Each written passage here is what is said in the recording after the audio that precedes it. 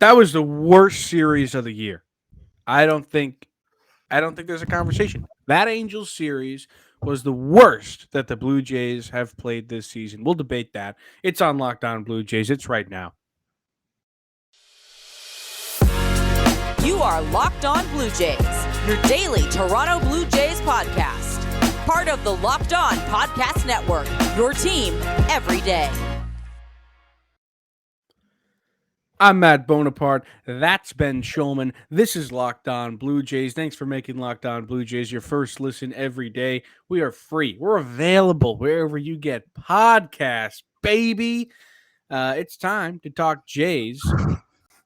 This is the worst series ever.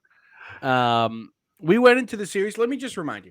We went into the series going, all right, they've got the struggling Angels, then they've got the Cubs, then they've got the Pirates. We wanted 7 wins. 7? Yeah, I won't be happy with 6? Dude, like, what has gone on here? This has been absolute nonsense, and it is the worst series of the year. We did an episode earlier this year saying that the Athletic series, in which they only lost 2 out of 3, was the worst of the year. What were we thinking? It was a different time. It was a different world. It was a different place, you know. That was a bad series. Not gonna lie. Yeah, I mean they get swept. They get shut out in the first 2 games after like the 14-0 in the first 2 games. They got outscored in the series 22-3. 22-3. And before we just even debate, I mean, I will talk about, I guess, how bad it is for a second. I mean, I truthfully do believe, and I know that not every number backs this up, that the Angels might be the worst team in baseball. They started 27-17, and since then they have been. I haven't looked at the numbers. Since their 27-17 start, they've had like a 200 win percentage. They've been awful. I know under Nevin that they're 27-44. So that's not good. That's bad. Here's a hot take. If I were Locked On Angels right now, I'd be saying firing Joe Madden was a bad decision. I'd be saying that. No support for former Yankees third base coach Phil Nevin. I would have supported him if he wasn't 27-44 and been like, all right, guys, let's put on some Nickelback and win some games. If that wasn't like his like idea of like riling up the boys. I will say, before we get into the actual discussion too, 27-44, better than I thought his record as Angels manager was. But let's proceed. It's a terrible series. However, I do not think it was the worst series of the season. And here's why. The Blue Jays, after that Oakland series, where I guess we were short-sighted saying that was the worst series of the season, they had an absolute doozy of a series at the Seattle Mariners in which they lost 4 straight games, held leads multiple times in games, and let them go. And a big part of that is, I know that was amidst the Mariners streak. Maybe it happens anyway, but the Mariners weren't fully in the race until that series. I believe the Blue Jays entered that series up 7 games or something on the Mariners, and by the end of it was 6 or 7 games. Yeah, and by the end of it, the Mariners were 2 or 3 games back. They totally lost the gap. Whereas, while it's super unfortunate that they lost this series, especially so badly, it was only 3 games, and they are still occupying a playoff spot relatively in the same comfort level as before. It's not good. The Yankees just split a series with Oakland, could have gained some ground there. How many times have we said that in the last month? And the other thing I will say, I meant to say earlier, if they had won Game 3, I was going to come on here and against you probably defend them because they got back before Game 1 at 4:30 in the morning. Not an excuse to lose 12-0, but maybe an excuse to lose. Also, got back at 4:30 and put Mitch White out there. Then they face Shohei Ohtani, and sometimes Shohei Ohtani is the best player in the world. But Game 3, and even though I'm arguing against this as the worst series, Game 3 is inexcusable. Inexcusable. Ross gave you good enough, and I know they end up giving up a bunch of runs late, but they don't necessarily if they take a lead and put all the guys in there that they want. want, but instead they had poor base running, poor defense, which we're going to get to more later. Trust me, we won't sleep on that. And they couldn't hit. They scored 3 runs in the series. So, but Seattle's worse. Seattle's worse. I shouldn't end my argument. I don't think Seattle is worse for a couple of reasons. One, the Angels are a way worse team than Seattle was at the time. Seattle still better than the Angels, of course, but Seattle, when they beat the Jays, were amidst their 400 game long winning streak. Like it was like smack dab in the middle of that. So they were on a heater. Like it was nobody was going to beat them at the time, even though it did look like the Jays were going to beat them a couple times in that series. Yeah, the finale especially. And don't get me wrong, it's a bad series. Yeah, and it directly impacted the wild card race, which is probably the best thing you got going for you in this conversation. But the reason I think the Angels is worse is that you played a way worse team, and you have killed almost all momentum that you had going into September. Absolutely killed it. It looked like we were finally getting a Blue Jays team that was going to put together some kind of run, that they were going to look like, okay, like they had just beaten the Yankees a couple times. They had beaten they had won 7-8 one game, right? They had won 7. Yeah, they were fantastic. So it looked like they were gonna. I mean, they've just swept the Red Sox. It looked like, okay, this is now going to be the team that we were looking for all season long. These are going to be the guys that we have been hyping up, excited about, everything. And then they just waltz into Anaheim. Sure, you want to write off game 1. Fine. Not even into Anaheim. They waltz home against Anaheim. Oh, yeah. That's so true. I'm helping you out there because they were on the road in Seattle. Yes. I think I was remembering when they swept them. Yeah, so they're at home. Like, this is brutal. Everything about this is brutal. So I don't see how you could possibly think this is better than the Seattle one. The only thing Seattle also had was that it was compounded with the A's series. It's true. I wouldn't say either are better. I mean, both suck. Both were terrible. I don't like to use the word. Both were bad. Both were really, really, really bad. They're also coming off of a 6-game losing streak, the Angels. And they just broke it. Oh yeah, I mean they're awful. They're awful. Even if you don't agree with me that they are the worst team right now in baseball, they're definitely in the mix. Like they're not that far outside if they're not there. Yeah, I think we can agree to disagree. They're both terrible. This one, if it's not 1 for me, it's 2. I want to ask you one question before we get to our break here. Put yourself, like, remember the mindset of the Jays when they went to Anaheim? Like, remember how down we were on the offense and everything, and how little faith we had in certain players at that point.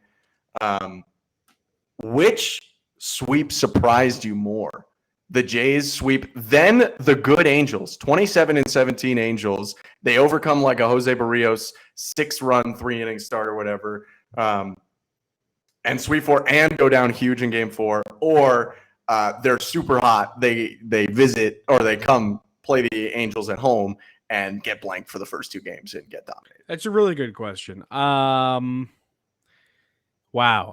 I didn't think, like, I'm not going to act like I wasn't surprised when they beat them in 4 straight games back in California. It was their first sweep of the year, by the way. They had not. That was like a storyline at that point. They had not swept the team. I think I'm inclined to say this one just because we were so hyped about this upcoming set and being like, all right, they're going to take 7. Like, I'm inclined to say, so I'm going to go this one, but like, it's pretty close. Yeah, that's where I'm feeling too. This is a pod that admits when they're wrong. My storyline after the Red Sox series was this is the start of a huge heater. Wrong. So yeah, Matt thinks this is the worst series. I think Seattle is, but we both think that this was a terrible, terrible series.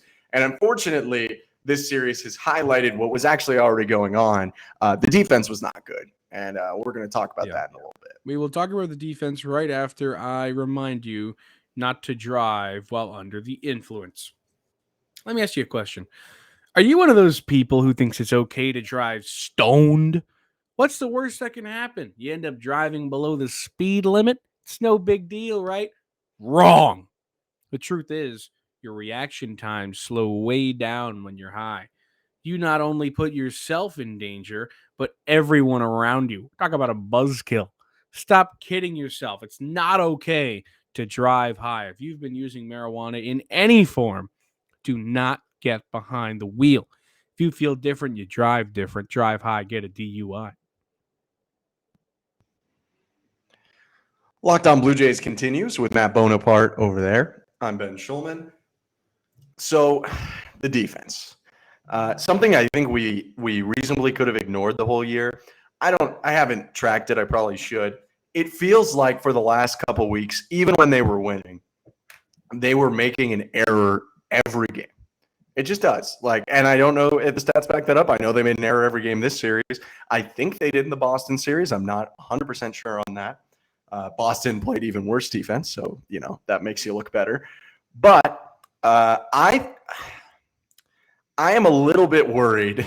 I usually don't care too much about defense. It's something that most teams, I think, or at least most fans of teams, I should say, because I don't know what teams are thinking. Most fans of teams don't think about that much. You think about pitching and you think about hitting. How much does this, at best, just below average defense worry you down the stretch and potentially in the playoffs? Well, in the playoffs, I think it's a big deal. The thing about defense in baseball is that so many people underrate it because it's not like basketball and football where you're playing defense the entirety of the game. Guy could strike out, you don't do anything. So it's undervalued, I think, but at the same time, different metrics have kind of come about recently, and people have started to take hold of those and use them whatever. I know you're not a big metric guy. I'm not a big metric guy. I'm way more of an eye test guy. Go ahead. And this is no slight to anyone. But just you take a stat like defensive runs saved. I'll be honest, I don't know how they calculate it. Maybe I should look into that. But I am a big eye test defense guy. Defensive runs saved will tell you that Vladimir Guerrero Jr. is the best defensive first baseman in the American League and the second best in all of baseball. I like Vladimir Guerrero Jr. Outside of Toronto, people think he's a horrific defender. They think he's like Poppy and they're sticking him at first base because they have to. I don't think that's true. I think Vladdy is probably underrated by the majority of baseball minds defensively. However, there's no thought that I ever have watching him at first that says this is a Gold Glove caliber first baseman. Maybe he could become that. He's super young, but he is not. At the same time, Matt Chapman, who I do acknowledge is not having the best defensive year of his career, is rated as an average to, I believe, below average third baseman defensive runs saved. To me, that is ludicrous at the same time. I mean, it's not all about highlight reel plays, but we talked about the play from Boston, the backhand flip. Matt Chapman does things that you can't quantify. Matt Chapman allows them to do some of their crazy shifts because you can play him at the shortstop position basically and not feel bad about it. He can turn double plays just like a shortstop could, etc. So when I see Vladdy being rated as the best first baseman in baseball or in the American League and Chapman rated average, it's hard for me to bridge that gap where I trust the numbers. When you look at an advanced stat like WAR, it mostly grades out as the best players ever are who you think the best players ever are. And I do think that analytics can tell us stuff that the eyes miss, but also there's so many factors with a guy's range, how they position him defensively these days, the speed of the runners, what he's doing. A big thing I've seen from some of the people with the numbers is Chapman's not getting rid of the ball as fast as he did before, but that's so dependent on who's running. Yeah. So it's just hard for me to get that soaked into defensive stats. I'm big on a lot of advanced stats, but I don't know about the defensive ones. Yeah, I think I'm probably in agreement with you there. It's just, I think it's really hard to quantify something that, like you said, there are so many different factors and variables in each play. You could try to have a stat or a multitude of stats that try to quantify every single one of those things. And they have plenty that say they do, but I just don't know how much I trust that over the eye test. And overall confidence in each player. When I think about who's a good defender, I think about who I'm most confident is going to get the job done if the ball goes their way. If the ball is hit toward them, am I on the edge of my seat going, oh my God, oh my God, oh my God? Or am I saying, all right, Matt Chapman's got this, I don't have to worry about it, kind of thing. But back to the point. So you're not worried. So you are worried about the playoffs. So what I was going to say is defense in baseball. Like, think about the 2015 Royals. Like, that was a team that, I mean, pretty much the opposite of what every team is nowadays. They were contact, speed, and defense and pitching. And they were fantastic at it, and they did it to a T. And they were kind of the last team we saw run to the World Series and win it based off those factors. You could argue that the Nationals kind of did it because they didn't have a great lineup, but they had a crazy season from Anthony Rendon. Yeah, so they had homers. There's that. But defense is huge. I think you can't win a world championship if you don't play good defense, and I would say I'm a little bit worried about it. I don't think that it's going to kill the Jays because I don't think they're terrible. I think they're fine, but they have been bad recently, like really bad recently. Yeah, I mean, this was maybe the worst defensive series of the season. Even outside of the errors, they just weren't great. They're not clean. They're not tight. They are very sloppy. No. And they're young, and we'll continue to talk about that. But yeah, I mean, I'm kind of like you. In the playoffs, I am pretty worried about it. Defense in baseball is a thing you don't think about until you need to think about it. And that's how defense in a lot of sports works in a way. It's like when a guy's a good or average defender, you don't think about him. But all of a sudden when, someone's booting the ball all over the place, it costs you a lot. Like, the one miss hurts you emotionally a lot more than the 9 makes. So I'm worried about that. You mentioned the Royals. You mentioned the Nats. I did a little bit of a deep dive, and I wanted to show it to you. And I also know we have an email from a listener, so we'll factor that in. Let me just do the deep dive first. So while talking about advanced stats, I want to clarify before I start this. Errors are not necessarily a foolproof way to tell you how good a defense is. Guys commit more errors sometimes because they have more range than other people. That's a constant, against Derek Jeter argument for what that's worth. There are guys who commit errors because they attempt spectacular plays that other people just can't fathom. But the Jays right now rank exactly middle of the pack. You said they're mediocre. The error stat would suggest that they are 15th in all of baseball in errors. So I looked at World Series winners from 2021 to 2011. I excluded 2020. The stats are really weird that year. Everyone was using weird players a lot of the time, so I didn't count that. Last year, actually, before I do that, who do you think has the fewest errors in baseball this year? Who do you think's the best defensive team, and who do you think has the fewest errors in baseball? I think the Yankees. I would agree that I think the Yankees are the best defensive team in baseball. I don't know if they have the least amount of errors, but I think they're the best defensive team in baseball. They are very, very good defensively. They do not have the least errors. I'll give you two guesses. Like a hint about the team that's very vague. American League. Oh, I thought you were going to be like, they've got a young guy in the outfield or something like that. Okay, the Astros. No, but you're kind of warm. Okay. That means I'm hoping they're in the AL West. Like, the only thing that makes me warm here. I'll go Athletics. No, too young. The Seattle Mariners. The Seattle Mariners. Yeah. So I don't consider Seattle necessarily an elite defensive team, but they are a good defensive team. But here are the World Series winners to see if committing errors at a low rate correlates to winning World Series. Last year, the Atlanta Braves, really tidy in terms of errors, committed the 3rd fewest errors in all of baseball. 2019 Washington Nationals, tidy, 8th in all of baseball. Boston, 2018, 6th. But then it gets a little interesting. 2017 Houston, great lineup, great pitching, 21st in errors in all of baseball. So they managed to overcome what could have been a perceived bad defense. 2016, the Cubs, juggernaut offense, and just kind of a team of destiny, 20th in errors committed. So they booted the ball a little bit, and they had like Javi Baez and stuff like that, but still committed some errors. Royals in 15, 10th, they're good, like you mentioned. San Francisco Giants, I'll do both of theirs in 14 and 12. I think of them as almost the prototypical pitching defense, timely hitting team. 16th in errors in 2014. 2012, 27th in errors committed in baseball. That was the highest of anyone I found. 2013 Boston was good, 8th. And then 2011 St. Louis, great lineup, great pitching, 25th. So I do think it's a problem that can be overcome. But again, you have to look at those teams, 2017 Houston, 2016 Cubs.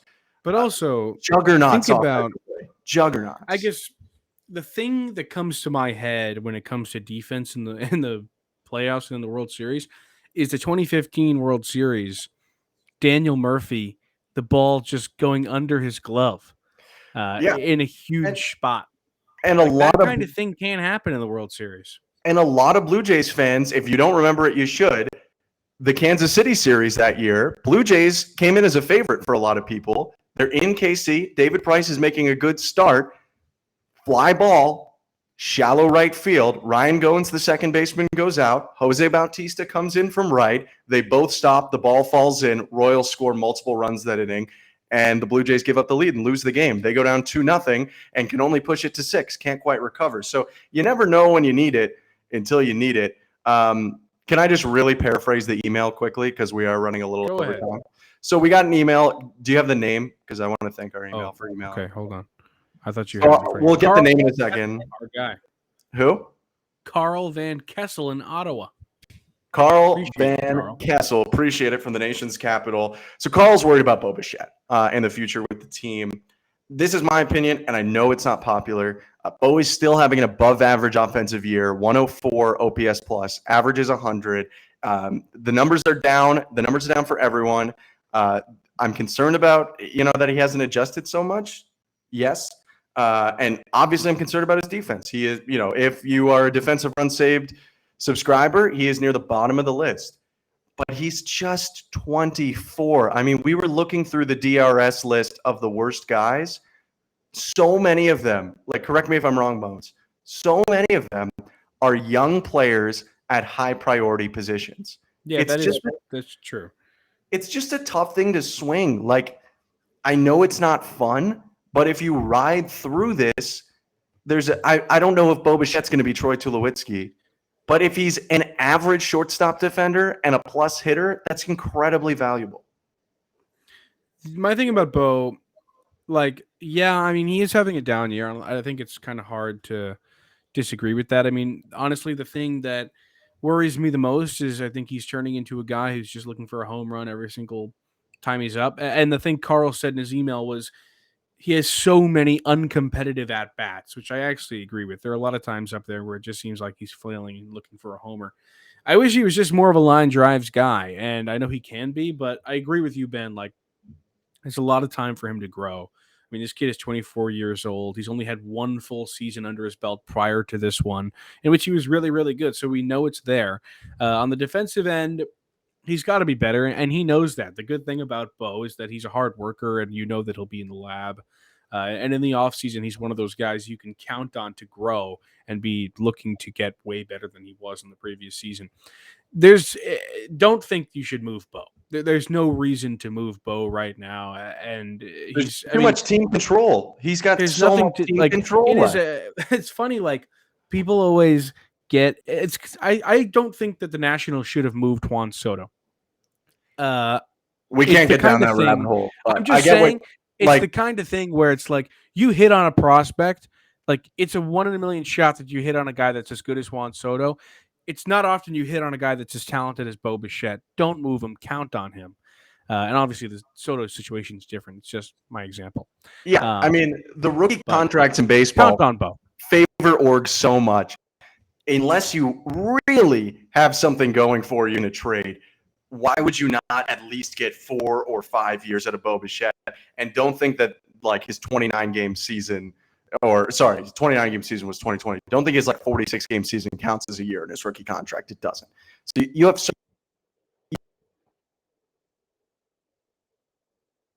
I just lost you. What'd you say? Okay. I don't know what happened. But we have